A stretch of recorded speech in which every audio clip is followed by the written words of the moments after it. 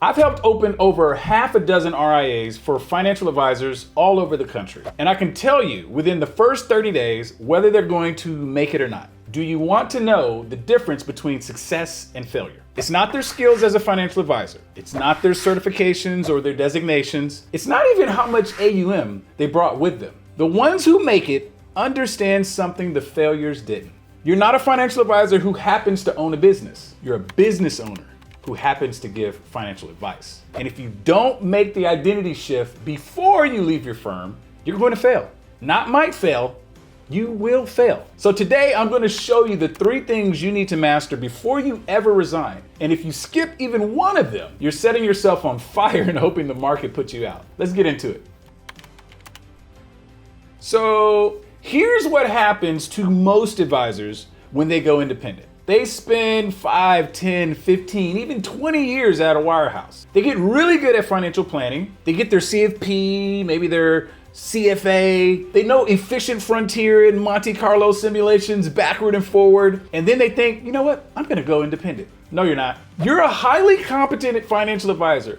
But what competence have you developed as a business owner? 90% of financial advisors are charismatic and can hold a conversation together, work a room. But do you understand marketing? Do you understand operations? Do you understand compliance? And here's the universal law that governs this.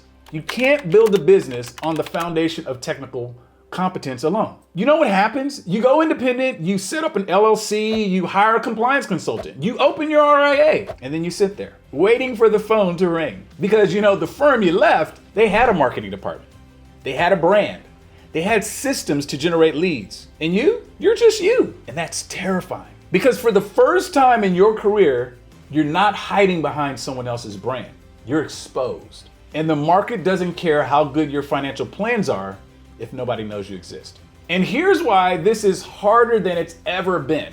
At any given moment, the algorithm on any platform your ICP is on has 150,000 pieces of content that are being served up. And it's not just random stuff, my friend. This is content based on their own consumption patterns. Let's just say any one of us opened up our favorite app right now. It doesn't matter if it's TikTok, YouTube, Facebook, Instagram.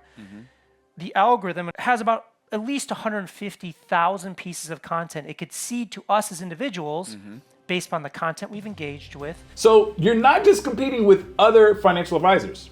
You're competing with cat videos, political rants, people's high school friends posting vacation photos and giving them FOMO. The market doesn't reward the most competent. It rewards the most visible. So the question isn't, am I a good financial advisor?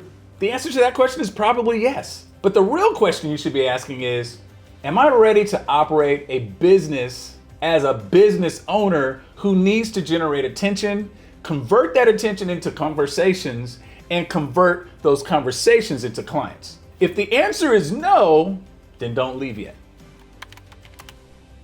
Now, if you're still with me, here are the 3 skills you must develop before you resign. Not after, but before. And these aren't financial planning skills. These are business skills. Skill number 1, the ability to articulate your offer clearly. There's a law that governs this. Clarity precedes revenue. Always. If you can't articulate who you help and how you help them in one sentence, you don't have an offer.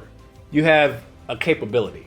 Here's the test. Could you tell someone at a cocktail party what you do without saying comprehensive financial planning or holistic wealth management or fiduciary or any of those buzzwords that we use in this industry? Most advisors sound like this. I help people with their finances, or I'm a financial advisor. Cool. So does everybody else. So does every other advisor, every other bank, every other app on their phone. Here's what clarity actually looks like. I help tech executives at pre-IPO companies navigate equity comp and tax strategy so they don't lose 40% of their windfall to taxes. Now that's an offer. That's clarity. And here's why this matters at the identity level. When you're clear about who you serve, you stop trying to be all things to all people. You stop apologizing for your own expertise. You own it. There's no more imposter syndrome.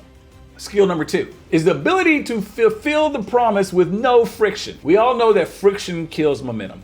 So if a prospect says yes to working with you, and then the onboarding process takes weeks, like all these forms and dozens of follow-up emails, you're gonna lose them. At a wirehouse, you had systems. Onboarding was handled. Compliance was handled. Compliance docs were templated. Client service had a rhythm. When you're independent, you got to build all of that. And if you're still figuring out your client service workflow after you've signed your first 2 or 3 clients, you're going to burn yourself out by the time you get to client 5 or 6. This means before you leave, you need to know your ICPs, your ideal client profiles characteristics. And I recommend using a scorecard because it's subjective, How are they scoring on the amount of AUM you want to work with or the amount of income you want to work with? Next, you need an onboarding checklist. Then you need a client service calendar. What happens at 30, 60, 90 days, quarterly, annually, however often you're going to see your clients? You need templated documents for the operational part of delivering your process to them. And lastly, you need a tech stack that talks to itself. Your CRM talks to the other parts of the financial planning software. All that needs to be integrated. But here's a deeper issue. Can you design a client experience that reflects your identity as an advisor? Not a copy-paste version of what your old firm did, your version. Because if you're going to go independent to have freedom, but then rebuild the exact same system you just left, what's the point? Skill number 3 is the ability to install processes to repeat the experience. Remember this, systems create freedom, chaos creates captivity. I'll say that again. Systems create freedom, but chaos creates captivity. 1 client, you can wing it. 3 clients, you're starting to feel it. 10 clients, you're drowning. The advisors who scale don't work harder. They work systematically. They have a process for how they deliver financial plans. They have a process for how they communicate with clients. They have a process for how they review accounts. You see the trend here? And because they have processes, they can deliver consistent results. They can delegate tasks to a team member when they start hiring. And they can actually take time off from the business without it collapsing. But here's what most advisors miss. Processes aren't just operational. They're identity defining. That means your process is your brand. The way you onboard a client, that is your brand. The way you communicate during market volatility, that is your brand. The way you deliver a financial plan, that's your brand, my friend. And if you don't own your process, you don't own your brand. Now, here's where this gets really personal. The 3 skills I just walked you through, every successful independent advisor has them. But the way you build those skills, the way you articulate your offer, design your client experience, create your processes, that depends on who you are. Not who you think you should be, not who your old firm told you to be, but who you actually are as a person. I've worked with enough advisors to recognize patterns. Now, there are 6 total archetypes, but I'm gonna go through the 3 primary ones that I see the most. You have the storyteller.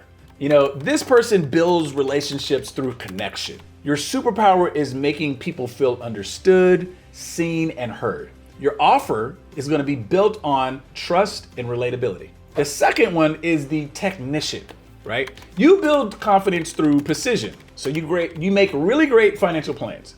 Your superpower is creating these bulletproof plans and these processes. And your offer is built on expertise and accuracy. And last but not least, the strategist. You build results through systems. Your superpower is seeing the bigger picture. So your offer is built on outcomes and optimization. You see how those 3 are all different? You have to understand that operating outside your archetype is gonna create burnout.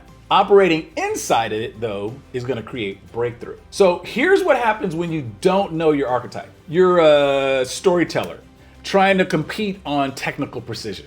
You're gonna burn out. Or you're a technician trying to be charismatic in relationship building and it feels forced. Or you're a strategist trying to handhold every emotional client conversation. You're gonna burn out, my friend. So the advisors who fail when going independent, they were trying to be someone they weren't. But the advisors who succeed, they built a firm around their true identity. So here's the bottom line.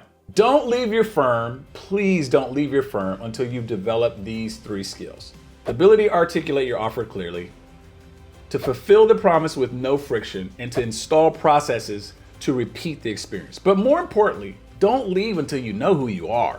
Please. Everyone fails at who they're supposed to be for. The measure of a person, a hero, is how well they succeed at being who they are. Just because you can have all the skills in the world, but if you're building a business that doesn't fit your identity, you're gonna be miserable and broke. Now, I built something to help you figure this out. It's called the Advisor Archetype Assessment. Takes you about 5 to 10 minutes to complete. You'll answer a series of questions about how you work, how you think, what energizes you, what drains you, and at the end, you'll get your archetype, a breakdown of your strengths and your blind spots, and a 90-day blueprint for how to capitalize on that archetype. So whether you're thinking about going independent next month or you're just exploring the idea, take the assessment. Because the worst thing you can do is build a business that requires you to be someone you're not. Know yourself, then build from there. And remember, operators work in the business while architects work on the business.